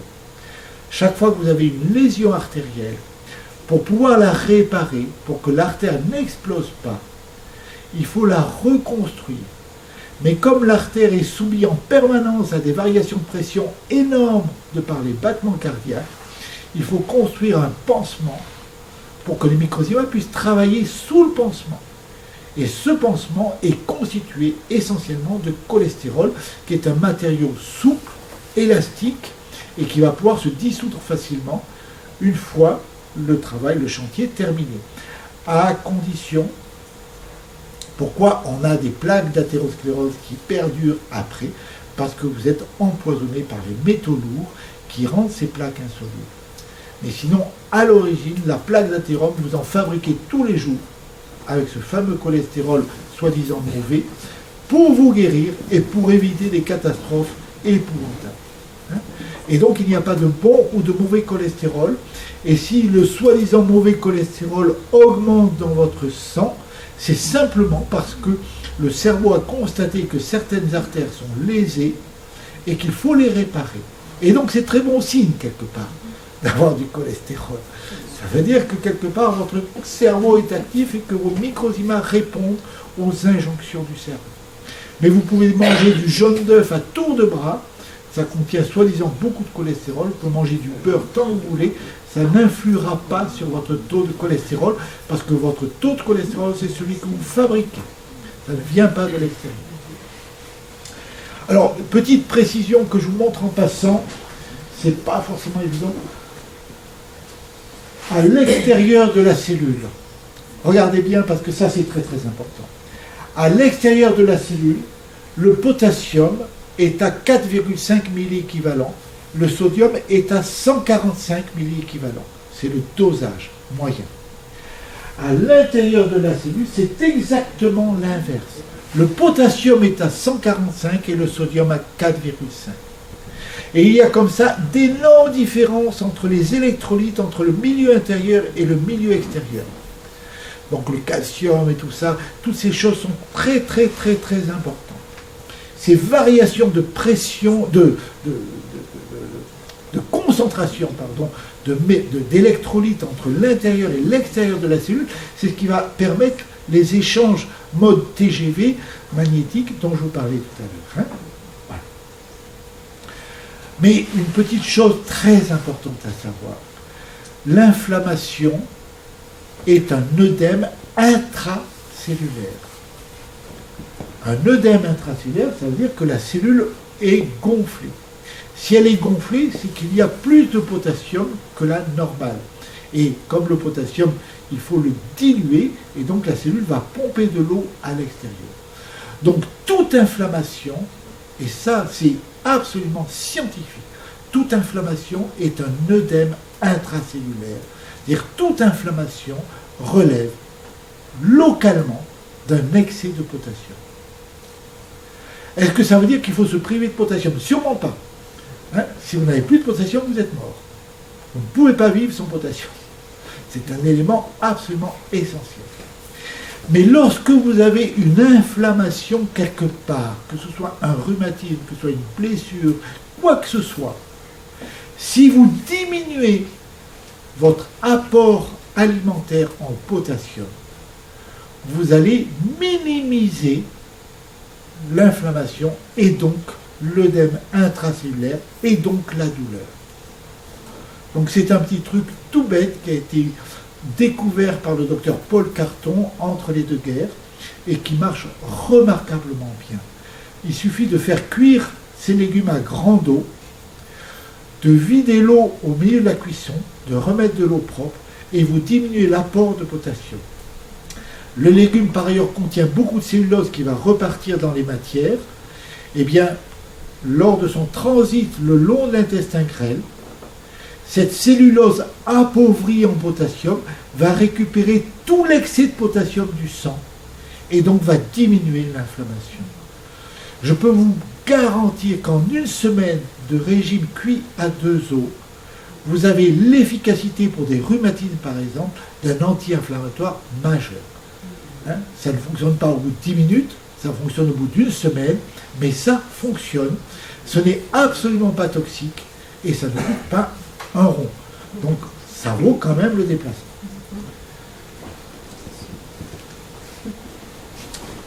Alors, je continue sur le microzyme. Sachez que depuis les années 90, eh bien, les microzymas sont revenus un peu sur le devant de la scène. Des géologues les ont redécouverts dans du calcaire, dans de la craie, et qu'est-ce qui leur a pris? Ils sont allés regarder dans des plaques d'athérome d'animaux à l'abattoir, ils sont allés regarder s'il n'y aurait pas ces petits microzymas qu'ils appellent des nanobactéries dans ces plaques d'athérome densifiées. Ils ont même été regardés, puisqu'ils en ont trouvé, ils ont été regardés dans les calculs rénaux, les calculs biliaires, etc. Et chaque fois, ils ont retrouvé ces microcellules. Ils sont venus en parler à un congrès de biologistes, un congrès mondial, en Amérique du Sud. Et bien sûr, dans ce genre de congrès, il y a beaucoup de gens qui parlent et ils ne sont pas forcément très écoutés, et ils ont des temps de parole extrêmement brefs. N'empêche que, sur le coup, ils ont eu droit à un silence de mort. Personne n'a pipé. Mais dans les coulisses, une fois revenus dans les coulisses, il y a quelques chercheurs qui sont venus les voir, qui leur ont demandé des précisions. Et on a aujourd'hui toute une panoplie de chercheurs un peu partout dans le monde qui essayent d'explorer ces microzymas. Alors je vais donner quelques noms. Virginia Miller, Robert Falk, Philippa Uluwins en Australie, c'est à elle que nous devons cette superbe photo, Olavi Cajander en Finlande. Et ces gens-là ont pu démontrer que la réalité du microzyma n'est pas un mythe, qu'il s'agit de microcellules délimitées par une membrane que vous pouvez visualiser là, tout à fait clairement. Et Mme Philippa Uluwins a pu constater la présence de ce cristal de silicium au cœur de chaque microzyma. Et c'est tout à fait passionnant et bouleversant parce que, quelque part, ça fait du microzyma l'intermédiaire entre le monde minéral et le monde du vivant. Puisqu'il y a des microzymas, bien sûr, dans les végétaux, comme chez les êtres animaux. Voilà. Là, vous voyez, vous avez en haut, je crois c'est en haut c'est le microzyma qui était aussi tout à l'heure. Et puis vous avez d'autres microzymas en bas, plus bas, et si vous avez de bons yeux, vous pouvez discerner des cristals de silicium au cœur de chacun d'entre eux, de forme irrégulière. Celui que je vous ai montré avant, il est quasiment parfait, mais c'est pas toujours évident de le trouver aussi joli. Voilà. C'est pour ça qu'il nous faudra un microscope électronique, vous voyez, pour aller continuer à chercher dans cette direction, parce qu'à mon avis, c'est là qu'on peut vraiment avancer. Bon, elle a trouvé ça, évidemment, sur des roches sédimentaires, c'est-à-dire un peu comme la craie. Voilà.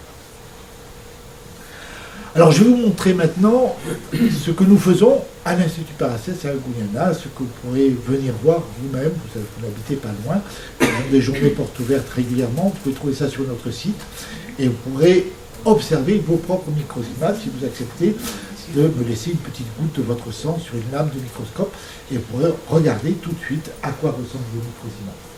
Donc le premier film, donc il s'agit de sang et vous avez bien évidemment les globules rouges que vous voyez qui sont ces cercles. Les globules rouges sont des cellules aplaties, un peu comme des assiettes avec le creux plus mince.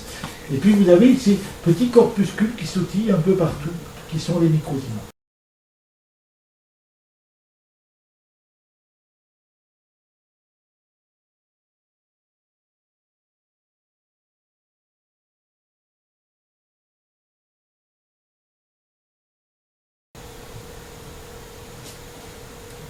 Bon, le film est court, mais c'est déjà pas mal. Alors ces petits corpuscules brillants sont les microzymas. Vous voyez qu'on ne voit pas grand-chose. On ne peut pas, avec ces moyens-là, savoir ce qui se passe à l'intérieur, au cœur de l'organisme. Alors là, je vais vous montrer quelque chose de tout à fait surprenant. Un monsieur diabétique qui vient me voir, et qui vient me voir pour son diabète. C'est un monsieur qui a commencé son diabète à l'âge de 15 ans, qui est sous insuline, bien sûr, c'est un diabète de type 1. Il prend à l'époque 17 unités d'insuline le matin, 17 unités le soir, et il corrige toute la journée, il surveille sa glycémie, et en fonction de son taux, il se met de l'insuline rapide, puisqu'on lui a expliqué que le sucre, les grosses variations de sucre entraînent des lésions très graves au niveau des yeux, du rein, des artères, etc. Ce qui est totalement fou entre nous. Mais bon, c'est pas grave. Bon, peu importe. Donc, il prend de grosses quantités d'insuline. Il vient travailler chez nous entre Noël et le jour de l'an. Évidemment, nous lui conseillons tout de suite, dès qu'il arrive, de se mettre sous vitamine. Et puis on fait un travail somato, psycho, spirituel, dont nous reparlerons un petit peu si vous voulez tout à l'heure. Au bout d'une semaine, quand il repart, il n'a plus que 2 unités d'insuline le matin et 2 unités d'insuline le soir. Il n'a même plus besoin d'en prendre dans la journée. Bon, bien sûr, il faut tenir compte qu'il est relaxé, qu'il est apaisé, qu'il a passé une semaine de détente complète, même si on a travaillé ses problèmes psychologiques profonds. Donc vous voyez que quand même, on peut bouger les choses, on n'est pas obligé de rester bloqué. Et je pense que s'il avait voulu, il aurait pu à ce moment-là arrêter complètement l'insuline. Mais par précaution, il préférait se mettre 2 unités quand même le matin et le soir. Voilà. Une semaine après, il me dit « Oh non, c'est pas possible, ça ne peut pas marcher. Je suis sûr que je peux guérir du cancer uniquement grâce à la diététique. » Et il repart sur l'idée que la médecine d'aujourd'hui, que le diabète est une maladie incurable, etc., etc. Et donc, c'est que par le régime qu'il peut y arriver. Donc, il se fait un régime absolument drastique avec l'aide de naturopathes. Lui-même fait des études de naturopathie. Enfin, bon, bref, voilà, il est complètement là-dedans. Donc, régime. Et de temps en temps, quand même, il craque et il se fait des délires alimentaires complètement fous pendant un repas. Mais la plupart du temps, il est dans ce régime, et son taux de sucre reste au même niveau, c'est-à-dire qu'il est toujours obligé de continuer son insuline au même taux. Voilà. Je suis consterné. Évidemment, il a arrêté les vitamines, il a arrêté tout ce qu'on lui avait conseillé de faire. Pour moi, je suis vraiment consterné, bien sûr, puisque je trouve ça vraiment dommage. Et puis, 3 ou 4 mois après, il me dit, je viens faire ta formation. On organisait déjà des formations à l'époque. Et j'ai dit, mais pourquoi tu viens faire ma formation puisque tu n'appliques pas, tu n'y crois pas? Ah, mais je veux la faire quand même. Et il vient faire la formation. Il habite Chamonix. Il fait la route Chamonix à Gouliana, c'est pas tout à fait la porte à côté, d'une traite. Sans boire, sans manger, sans s'arrêter pour pisser, rien. Sans même se piquer, ce qui est rare. Il arrive à Gouliana, à 6h du soir, on avait reçu le microscope à peu près un mois plus tôt. Et il me dit, je suis fatigué. Ah, moi j'ai dit, ça m'intéresse, qu'on découvrait le microscope. Donc je regarde son sang d'homme fatigué. Alors, vous voyez qu'il a effectivement des globules rouges un peu bizarroïdes. Et puis il y a des points immobiles. Les points immobiles ne sont pas des microzymas. On peut différencier les microzymas justement parce qu'ils bougent sans arrêt. Là, il y en a un, ici. Ça, c'est un globule blanc. Il y en a un autre ici, un là, peut-être un ou deux là. Oui, c'est passionnant. Les globules rouges sont pas très jolis, d'ailleurs. Alors que les globules rouges soient en pile d'assiettes comme ça, c'est normal.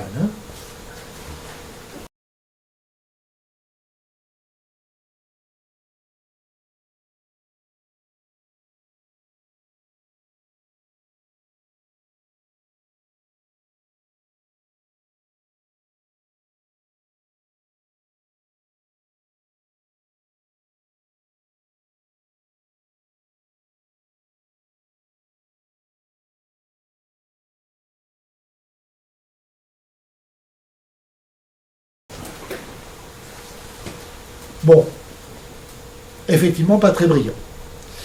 Le lendemain matin, le stage commence à 10h jusqu'à 13h, et de 10h à 13h, il participe au stage avec d'autres élèves.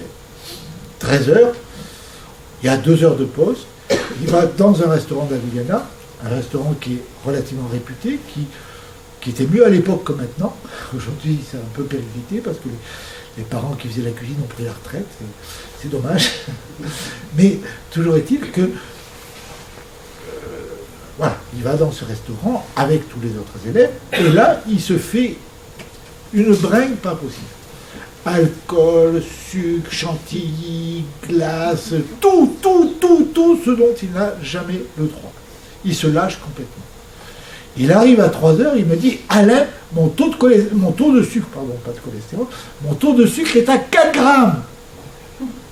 Alors 4 grammes, vous savez que la norme c'est 1 gramme, moins d'1 gramme. Ah, je lui dis, ça m'intéresse. Allez, amène-toi. Je lui fais un prélèvement et regardez son taux de sucre. Regardez son taux de microsima par rapport à tout à l'heure. Les globules sont volumineux. Les globules sont magnifiques. Les microzymas, vous voyez, tous ces particules qui grouillent dans tous les sens sont extrêmement nombreux, extrêmement toniques.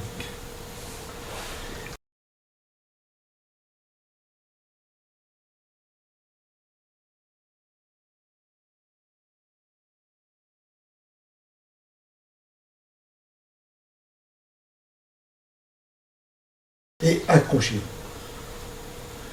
48 heures après, ou je ne sais plus combien, 18 heures plus tard, la lame est restée sur le microscope. Je regarde sa lame. Regarde. Il n'y a plus de globules rouges, ça, ils se sont démontés. Les microzymas sont toujours là, et ils construisent des trucs bizarres.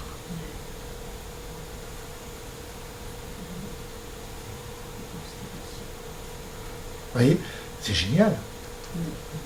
Alors voilà quelques photographies sur la même lame, hein, à différents endroits, des structures construites par les microzymas. Brigitte me dit, on dirait les 4 éléments alchimiques. Hein, l'eau, l'air, le feu, la terre. Hein, bon, l'air, c'est celui-là, là, c'est clair, hein, c'est vraiment un oiseau. Après, les autres, c'est pas évident. Hein. Bon, si l'eau, ça pourrait être ça, on dirait un tuyau. La terre, ouais, ça pourrait être ça. Pourquoi pas, hein. Voilà. Donc, ce qui est absolument hallucinant, c'est que 2 mois après, ça c'était au mois de mai, hein, 2 mois après, fin juillet, la même lame, je l'avais gardée avec son nom dessus, la même lame qui n'avait pas été gardée au frais, la même lame, les microzymas étaient toujours vivants. Hein. Après ça, il y a des gens qui vous disent que le sucre est mauvais pour la santé. Il y avait 4 grammes de sucre dans son sang. Ouais. Après, moi, je vous laisse conclure. Hein. Alors, ce qui est intéressant aussi, c'est de pouvoir examiner le sang d'une personne le matin et le soir. Pas le même, hein, mais une goutte de sang, un prélèvement différent chaque fois. Voilà. Là, vous avez une première goutte de sang d'une personne relativement âgée, de notre classe. Voilà. Donc ça, c'est le matin. Alors, vous voyez que les piles d'assiettes des globules rouges sont absolument magnifiques. Les globules rouges sont beaux comme tout, mais les microzymas, il n'y a pas grand-chose. Hein. Bon, là, le film est très long, donc on va aller plus loin.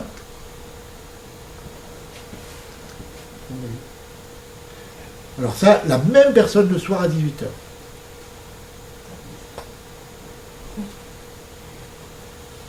Regardez cette tempête de neige extraordinaire. Donc ça laisse à penser, c'est mon interprétation, ce n'est pas scientifique. Hein. Pour être scientifique, il faudrait que ce soit vérifié des centaines et des centaines de fois. Hein. Ça laisse à penser que, en principe, sur une personne qui a une hygiène de vie normale, c'est-à-dire qui fait un repas par jour le soir, un point, c'est tout, qui dort normalement et qui se lève le matin, elle est régénérée par son repas et par sa nuit. Et les microzymas n'ont plus rien à faire. Ils ont tout fait pendant qu'elle dormait. À mesure que la journée avance, ils ont de plus en plus de travail. Et c'est pour ça qu'on les voit se mobiliser. Alors ce qui est intéressant aussi, c'est de voir dans les globules blancs, à l'époque, on appelait ça des granulocytes. Granulocytes parce qu'ils étaient remplis de petites granulations microscopiques. Et très souvent sur nos observations, on voit que ces granulocytes, ces grains à l'intérieur du granulocyte, bougent entre eux, grouillent littéralement. En fait, je pense que les globules blancs sont les transporteurs des microzymas, qui amènent les microzymas partout où on a besoin d'eux. Et c'est d'ailleurs là-dedans qu'on trouve la plus forte concentration du corps en vitamine C, ce qui n'est pas étonnant.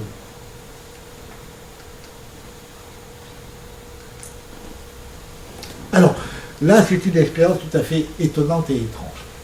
On a reçu, si vous voulez, lorsque nous sommes arrivés à Guyana, c'était en novembre 2002, pour la Toussaint 2002.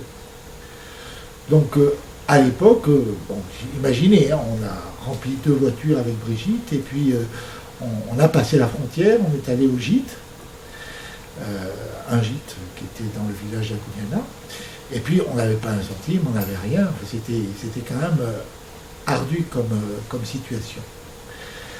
Donc, on s'est installé, j'ai demandé la reconnaissance de mon diplôme, on a fait quelques formalités à droite à gauche, et en même temps, on a demandé, puisqu'on avait trouvé entre-temps dans le village des locaux suffisamment grands avec plusieurs pièces, on a demandé la possibilité d'ouvrir un centre de soins pour accueillir quelques malades. Ça, c'était en 2003. On a posé la demande en 2003. On a monté le dossier, on a fait tout ce qu'il fallait sur le coup. Pas de réponse. Le 25 août 2009, ça c'est l'administration espagnole, hein, le 25 août 2009, on reçoit l'accord pour créer un centre de soins. Bon, on est littéralement tombé des nues. Ce qui est absolument hallucinant, c'est que le 27 août, on avait 4 lits qu'on prêtait aux stagiaires en attendant. Eh bien, les 4 lits étaient pleins par des gros malades. Et pendant 4 mois, on a accompagné des gros malades en leur faisant des perfusions de vitamine C, en faisant le travail psychospirituel, en faisant tout ça en même temps, tout en continuant nos activités par ailleurs. Vous imaginez le travail. Hein. On avait une grand-mère retraitée qui leur tenait compagnie pendant la journée, on leur faisait des perfusions de vitamine C à très haute dose, il fallait que Brigitte fasse le ménage, la lessive, les soins, moi je faisais les pansements le matin et le soir, les perfusions, enfin bon, c'était bien, c'était passionnant. C'était vraiment passionnant. Et puis, au bout de 4 mois, qu'est-ce que vous voulez, en décembre, une personne nous a amené sa maman, qui avait une leucémie, en lui disant, faites quelque chose pour elle. Elle ne savait même pas où elle était, ce qu'elle voulait. Elle n'avait absolument pas envie de vivre, absolument pas envie de guérir. Et au bout de quelques jours, elle n'allait pas bien du tout. Quelque part, ça lui avait pompé l'air de venir nous voir. Et par conséquent, elle a développé une bronchite. On a fait appel à la médecine locale. Et les médecins locaux ont constaté son état, lui ont préconisé des antibiotiques, on lui a donné, tout ça. Et puis, rien n'y faisait, elle n'avait pas envie de guérir. Donc on a rappelé sa fille en catastrophe en disant, venez la chercher. Et la fille a rappliqué, elle est arrivée le soir. Le lendemain matin, à 8h, elle a dormi à côté de sa mère. Le lendemain matin, à 8h, la mère se lève en lui disant, je vais pisser. Donc elle va pisser, elle va aux toilettes, normalement, elle était tout à fait autonome et libre. Elle se recouche et elle dit à sa fille, maintenant je m'en vais. 2 minutes après, elle était partie. Bon, alors là, ça a été le tollé, la catastrophe, puisque n'ayant pas eu l'autorisation d'exercer en Espagne, puisque je suis radié en France, le collège des médecins espagnols n'a même pas examiné ma demande d'inscription, donc puisque j'étais radié en France, je n'avais pas le droit d'exercer en Espagne non plus. Donc là, ça a été le cataclysme, on nous a obligés à arrêter notre expérience. C'est dommage, parce que c'était une histoire intéressante. Donc, entre autres cas, on a eu un monsieur qui est venu nous voir pour une bilharziose urinaire. Qu'est-ce que c'est qu'une bilharziose urinaire? C'est un parasite qui pénètre, c'est un petit ver qui pénètre au niveau des jambes lorsque vous marchez ou lorsque vous baignez dans des eaux plus ou moins non courantes dans les pays africains, dans les zones équatoriales ou tropicales. Donc, bilharziose urinaire, ces petits vers migrent le long du sang, des vaisseaux sanguins, de la lymphe et tout ça, et puis ils vont jusque dans la vessie, et là, ils pondent leurs œufs dans la paroi de la vessie, c'est-à-dire qu'ils font des trous dans la paroi de la vessie, et ce monsieur pissait le sang. Bon. Et il nous dit, essayez de me faire des injections intraveineuses de vitamine C à forte dose pour voir si ça marche. On lui a fait des injections de vitamine C intraveineuse. Au bout de 10 jours, il n'y avait plus rien. Tout était guéri. On était content. Et à ce moment-là, il me dit, donc il va repartir, il repart en Afrique. Et le soir de son départ, le taxi est attendu dans quelques minutes. Il me dit, c'est bizarre, parce que ça a complètement guéri mon histoire urinaire, mais j'ai une trachéite chronique depuis plus de 20 ans. Tous les médecins, tous les naturopathes me disent que c'est un staphylocoque et je mourrai avec. Ça a très bien marché, la vitamine C, sur ma vessie. mais sur la trachite, rien du tout. Ça n'a rien fait, elle est toujours là. Ah, je dis, ça m'intéresse. Fais-moi un crachat. Et donc, je vais regarder un crachat donc d'une trachéite chronique à staphylocoque doré, selon les officiers. Donc, vous allez voir comme c'est beau. Donc, c'est plus du sang, hein. Ne cherchez pas les globules rouges. Donc, vous voyez, vous avez des petits grains immobiles qui représentent le mucus. Et vous avez ces petits vers qui se tortillent un peu dans tous les sens,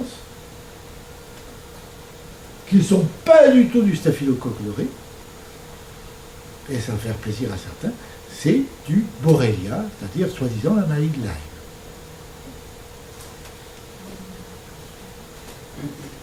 Donc ça, c'est caricatural, on ne peut pas se tromper. Hein. Alors vous regardez bien, je vous laisse voir le film à fond, parce que vous n'en verrez pas forcément tous les jours sur le vivant, quoi, hein. Vous voyez comment il se tortille dans tous les sens, c'est absolument étonnant. Alors ce qui est étrange aussi, c'est qu'on dirait qu'il y a des microzymas qui sont des adjudants-chefs, qui ont une activité extrêmement intense, comme si vous voulez, organisée. Hein, celui-là par exemple, et avec un effet trace, parce qu'on travaille sur fond noir, donc il n'y a pas beaucoup de lumière. Et vous voyez qu'il y a entre 7 et 8 images par seconde, c'est pour ça que l'image est un peu hachée. Voilà, bon, ça c'est fini.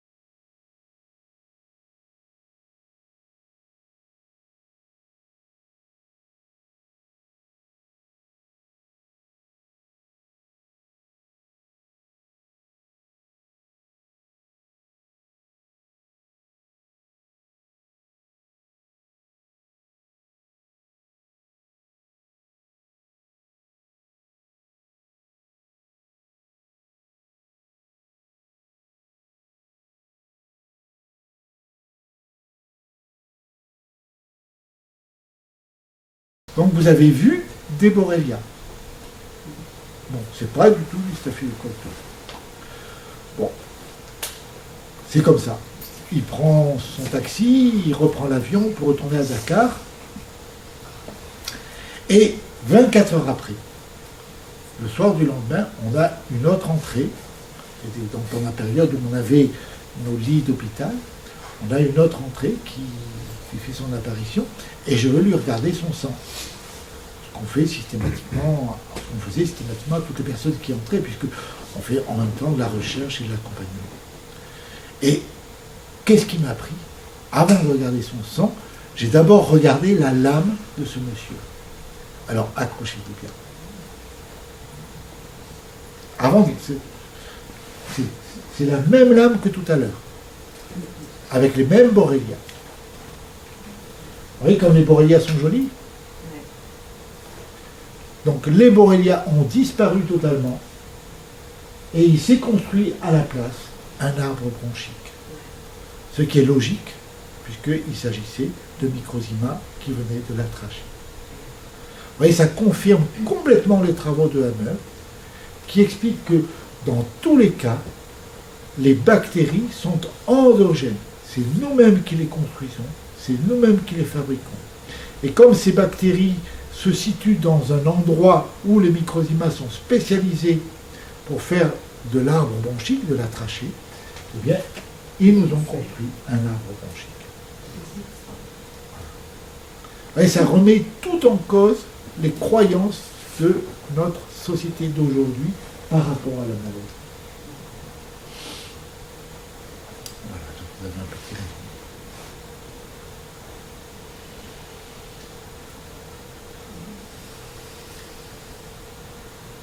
Donc évidemment, si on accepte cette réalité des microzymas, leur capacité de travail, leur capacité de construire ou de démonter des germes, leur capacité de construire les cellules ou de les démonter, on peut comprendre que les cancers, comme les organes